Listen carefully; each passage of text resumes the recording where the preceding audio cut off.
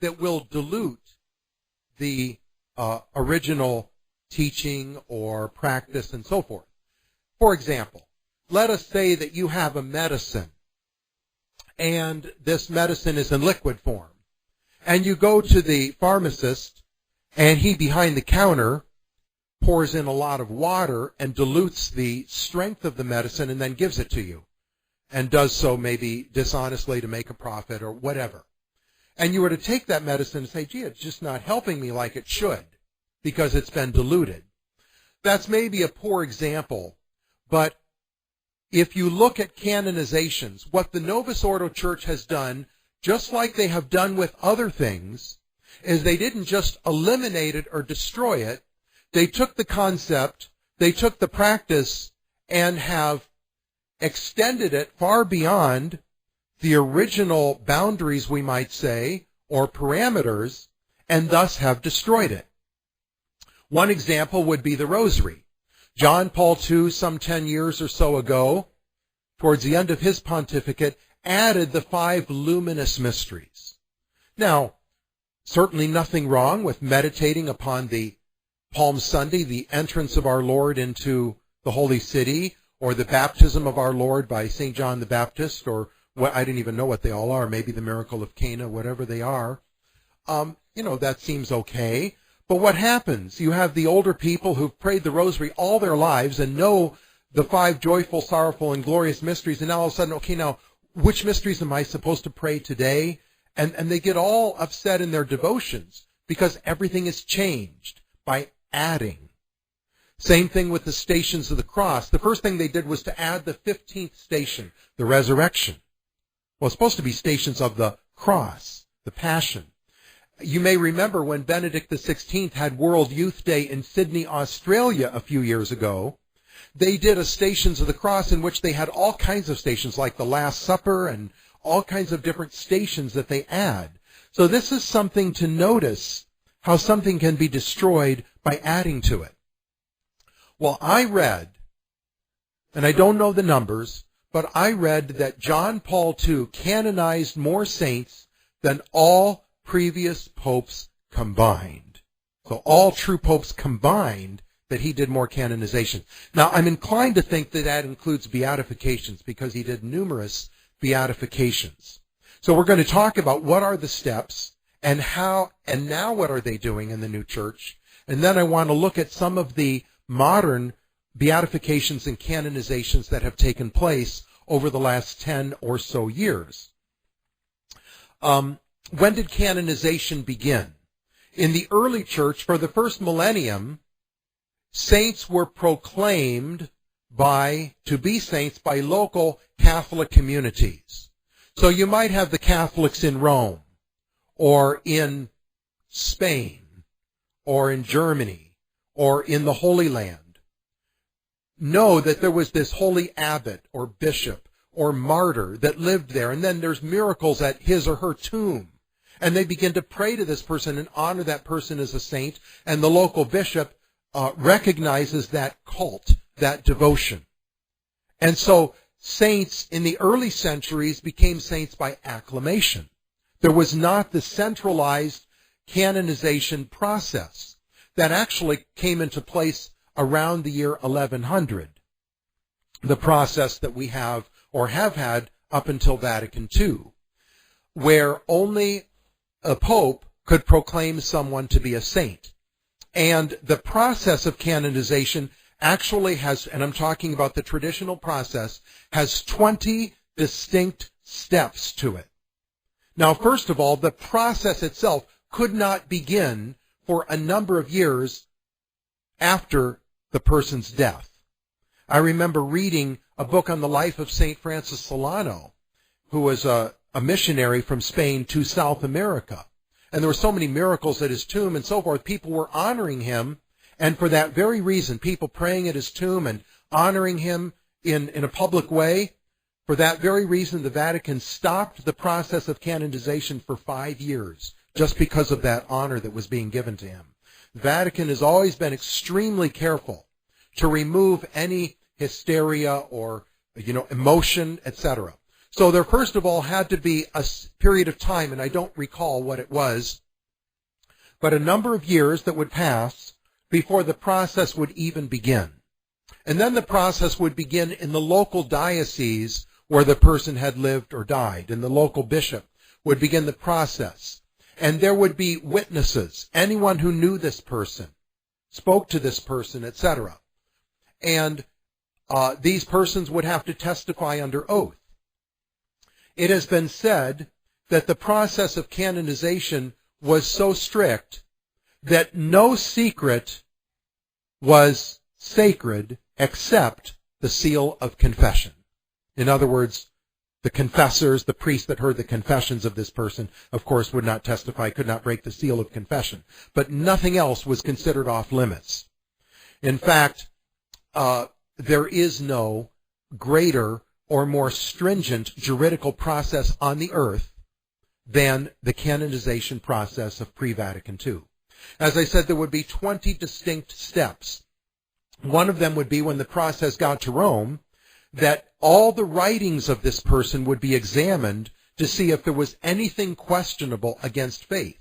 And that would be a downer. That would kill a canonization process. If they had anything that he or she wrote that was against the faith, that would do it right there. So all the writings, all the letters, everything was examined.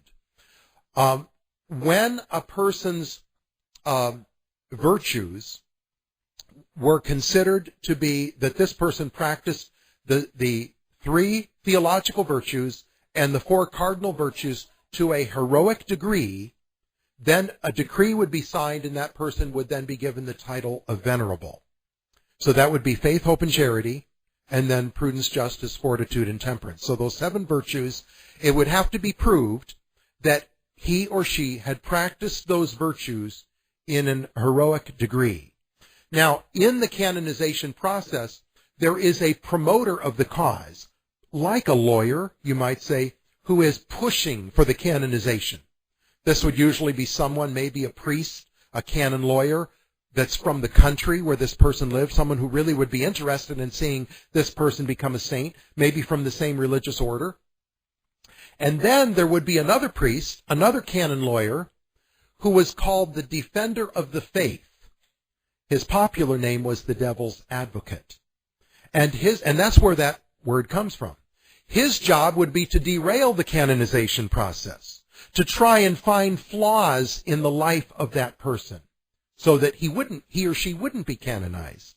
So that's why he was called the devil's advocate. But his official title was the defender of the faith. So you had this juridical process, and there would be all these hearings. Now, formerly, the beatification, canonization processes were under the Congregation of Rites, the Sacred Congregation of Rites. After Vatican II, the entire Vatican bureaucracy was totally transformed and changed. Now there's a separate congregation for the process of the saints, or canonization of the saints, whatever it's called.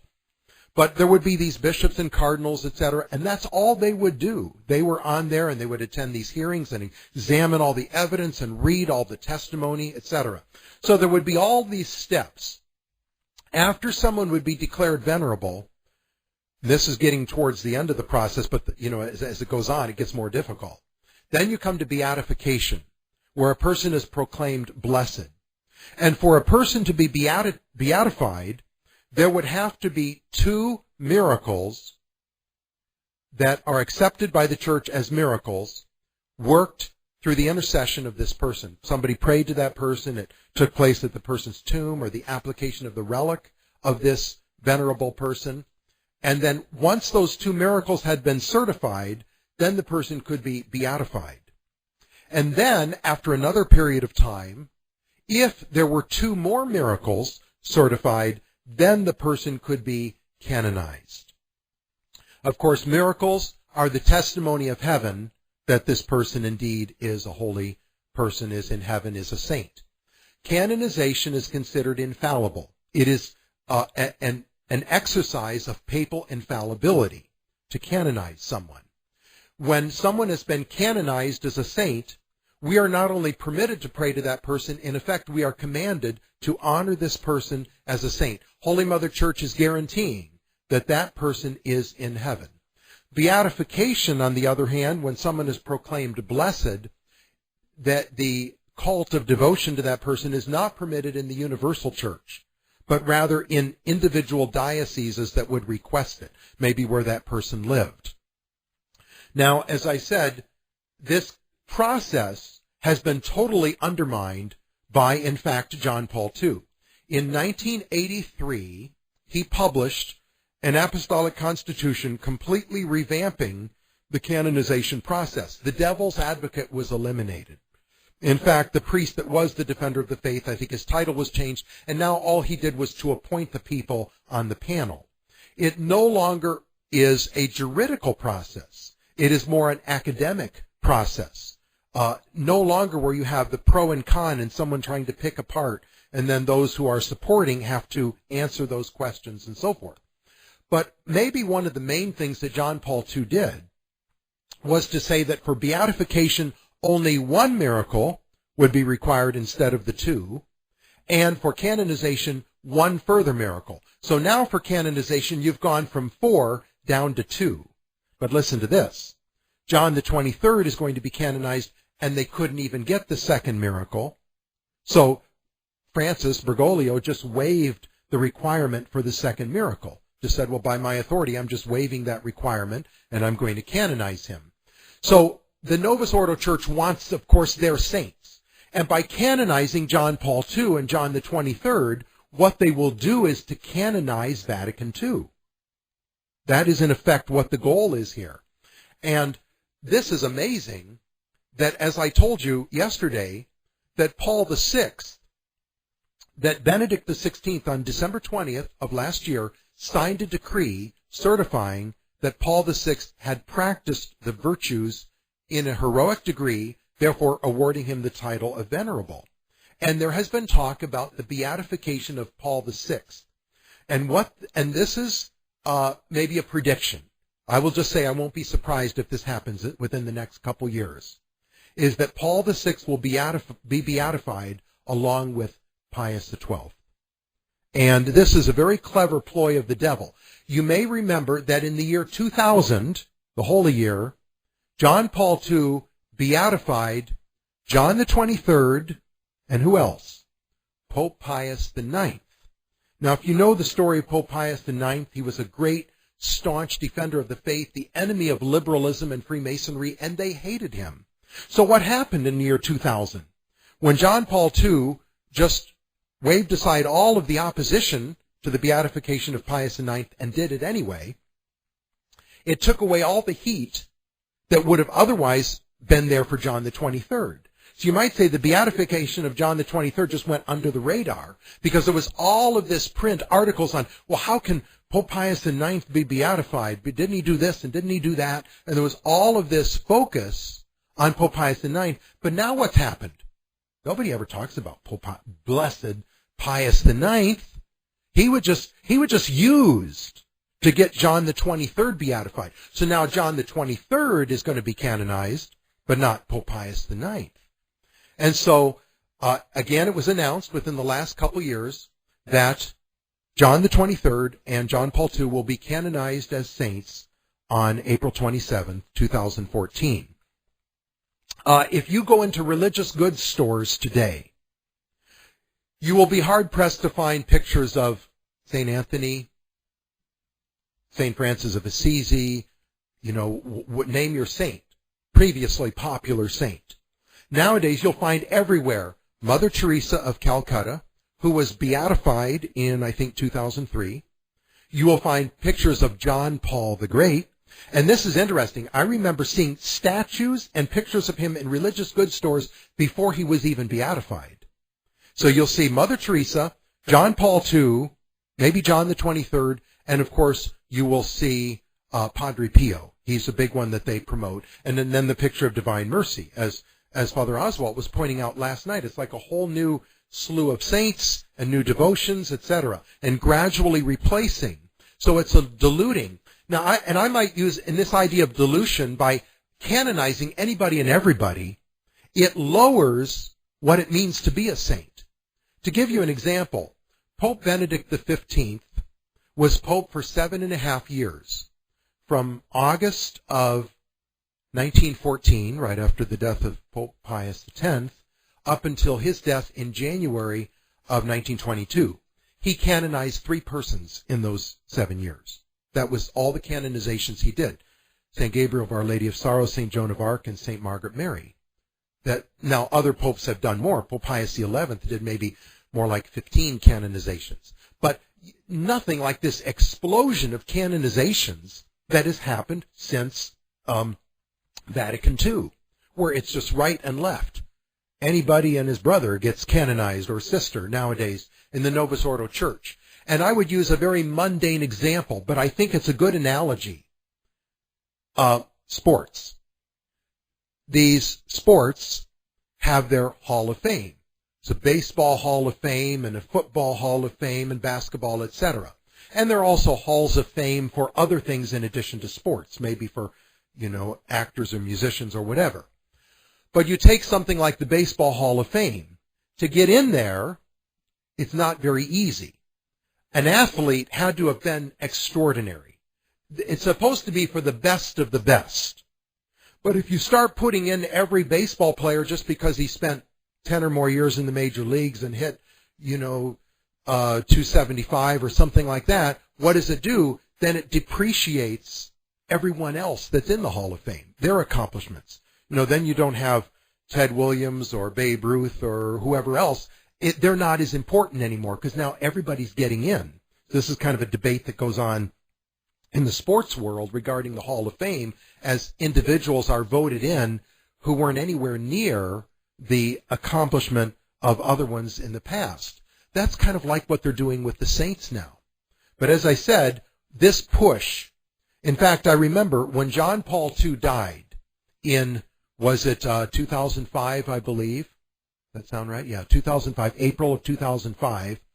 All these people came to Rome, especially from Poland, but all over Europe. And they're all calling out, Santo subito, make him a saint quickly. We want a saint now. And they called him John Paul the Great. And he just called that now. In the Novus Ordo Church, John Paul the Great. And they want him to be a saint because it will canonize what he did, Vatican II. Recent canonizations and beatifications that are particularly questionable. As I said, John the 23rd was beatified in the year 2000 and is now to be canonized. Mother Teresa of Calcutta was beatified in 2003. And you remember Father Ephraim Cordova gave a talk on her, how she said, I want, with my nuns, we just want Hindus to die as good Hindus, and Muslims to die as good Muslims, and Catholics to die as good Catholics. And then for the jubilee of her order, the 25th year of her order, the Missionary Sisters of Charity, or whatever the official name of the order that she founded, on the 25th anniversary, she went with a group of sisters in India to 18 different religions, to their churches to pray. And there would be a Sikh temple, the Sikhs and the Muslims and the Hindus, Buddhists, and went there and joined in an ecumenical service in these different non-Catholic, non-Christian churches. So, she was beatified in 2003. And again, anything against the faith, that would be an automatic derailment of a canonization or beatification process in the true church. Jose Maria Escrivá, beatified in 1992. He was a priest from Spain who died in 1975, who founded an order called the Opus Dei, an order of priests. And I'll tell you a little bit more about that in a few minutes. He was canonized by John Paul II over the objections of many people. He was canonized in October 6, 2002. John Paul II himself was beatified in 2011, barely 6 years after his death, May 1st. And in fact, that was what they called Divine Mercy Sunday. There was a late Easter that year, 2011, and the Divine Mercy Sunday is Low Sunday. So that's the day they canonized him, since he had promoted this devotion to Divine Mercy. And now he's going to be canonized on Divine Mercy Sunday, what they call Divine Mercy Sunday on April 27th. So John Paul II, beatified May of 2011. And as I mentioned, I would not be surprised to see Paul VI beatified soon. And again, would not be surprised that they use Pope Pius XII to kind of take the heat away from Paul VI and beatify them together. I mentioned today, during the Day of Recollection, about how we have to have a true devotion to Mary. Do not be misled by John Paul II's apparent devotion to Our Lady. I want to read to you a few lines from the Athanasian Creed. It's unfortunate that Catholics don't know the Athanasian Creed. There actually are 4 creeds. There is the Apostles' Creed. There is the Nicene Creed, which is read at Mass after the Gospel or after the sermon on Sundays and holy days and certain feast days and feasts of the doctors of the Church. Then there's the Athanasian Creed, which perhaps was not written by St. Athanasius himself. We don't know for sure who wrote it, but it does go back to his time and is a beautiful, lengthy creed which expounds in detail the doctrine of the Trinity and of the unity of person in Christ and the 2 natures, the incarnation. Then there is also the profession of faith, which is part of the oath against modernism. The profession of faith, for instance, if you have a convert who was a non-Catholic, a Protestant, baptized, would have to take this profession of faith to become a Catholic. So I want to read to you the beginning of the Athanasian Creed. Whosoever willeth to be saved, before all things it is necessary that he hold the Catholic faith, which faith, except every one do keep whole and undefiled, without doubt, he shall perish everlastingly. That's the first thing, and the most important thing, to hold the faith. And I'm going to show you shortly a DVD of John Paul II and just summarizing all the things he did against faith. So how could they, with Paul VI, John the 23rd, and then John Paul II, how could they decree that he practiced the virtue of faith in an heroic degree? And then the final words, after all of this explanation of the faith in the Trinity, and etc., the Athanasian Creed then concludes it's speaking about our Lord, at whose coming all men shall rise again with their bodies and shall give account for their own works.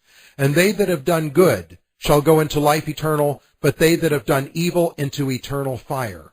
This is the Catholic faith, which, except a man believe faithfully and firmly, he cannot be saved. So, something to keep in mind when we look at everything that John Paul II did. I want to, before we get to that, I want to quote to you a little bit about the beatification of Mother Teresa and the canonization of John Paul II. Of Jose Maria Escrivá. So Mother Teresa, again, was beatified in 2003 by John Paul II. And it was like Mother Teresa was going to be beatified no matter what. So they had to get a miracle for beatification. And they used a miracle of a woman in India who was supposedly cured. And I'll just read to you an article in that regard. The central miracle, quote unquote, employed to justify Mother Teresa's 2003 beatification was the alleged cure of Monica Besra in September of 1998. Mrs. Besra from Dangram, India, 460 miles northeast of Calcutta, claimed to have been cured of a tumor after praying to Mother Teresa while pressing a medallion of Mother Teresa's image to her side. Despite this claim, Mrs. Besra's doctors insist that the cure had nothing miraculous about it, but was the result of strong anti-TB drugs administered over a period of 9 months. This miraculous claim, this is quoting from her doctor, is absolute nonsense and should be considered and should be condemned by everyone, said Dr. Musafi. She had a medium-sized tumor in her lower abdomen caused by tuberculosis. The drugs she was given eventually reduced the cystic mass, and it disappeared after a year's treatment. Likewise, Dr. Biswas, the first doctor to treat her, said, with all due respect to Mother Teresa, there should not be any talk of a miracle by her. We advised Mrs. Bezra a prolonged anti-tubercular treatment, and she was cured. Now this is interesting because in the traditional process, a miracle means there is an immediate and instantaneous cure, which is completely beyond science to explain. Instantaneous and irreversible cure. It goes on here. Dr. Manju Murshid, the superintendent of the Bulargat Hospital, complained that the doctors were under pressure from the church authorities to declare a miraculous cure. They want us to say that Monica Bezra's recovery was a miracle and beyond the comprehension of medical science. Even her husband, Diku, also challenged the claim of a miraculous cure. Quote, "It is much ado about nothing. My wife was cured by the doctors, not by any miracle." Further, Mrs. Bezra's medical records disappeared from the hospital. The records containing her physician's notes, prescriptions, sonograms were taken by Sister Betta of the Missionary Sisters of Charity. When Time magazine contacted Sister Betta to ask about Mrs. Bezra's medical records, the only response was no comment. Mrs. Bezra herself now claims that she has been abandoned by the missionary sisters who flocked to her home at the time of the alleged miracle and promised support. "My hut was frequented by nuns of the Missionaries of Charity before the beatification of Mother Teresa," said Mrs. Bezra, squatting in her mud and thatched hut. "They made a lot of promises to me and assured me of financial help for my livelihood and my children's education. After that, they forgot me. I am living in penury. My husband is sick. My children have stopped going to school as I have no money. I have to work in the fields to feed my husband and 5 children." Interesting story. Now to the priest Jose Maria Escrivá from Spain, who was beatified and then later canonized both by John Paul II. When it was when canonization was coming up, a group of priests who had been members of the Opus Dei and then left it because of the shady things about the Opus Dei, wrote a letter to John Paul II asking him not to canonize this man because it would bring discredit upon the church and so forth, and upon himself, upon the papacy, upon the church. They were just completely ignored. And this is what I want to read about their letter. In a last-ditch effort to provide more objective thinking regarding the hasty canonization, a group of former Opus Dei members wrote an open letter to John Paul II which stated, quote, "It is because we believe that the truth has been in large part hidden that we now give our testimony in order to avoid a danger for the faith brought about by the unjustifiable reverence for the man that you have the intention of canonizing soon." They went on to explain that the authors of this open letter include people who have intimately known Monsignor Escrivá and who can testify to his arrogance, to his evil character, to his improper seeking of a title, to his dishonesty, to his indifference towards the poor, to his love of luxury and ostentation, to his lack of compassion, and to his idolatrous devotion toward the Opus Dei. That is quite a strong statement. They didn't even receive an answer. So, again, think about the devil's advocate. Before any of these things that I mentioned would have put an immediate stop to a canonization process. And to not even receive an answer, that's astounding. Now, this DVD that I want to show you, and then afterwards I'll have some closing comments, is from the internet. So you can copy it, and it's not copyright or anything. It was put together by an Eastern Rite group, and this group were begging Benedict XVI not to beatify John Paul II. Now, John Paul II again was beatified on May 1st, 2011. So this must have been put together in 2010 or early 2011, before May. But of course, he was beatified anyway.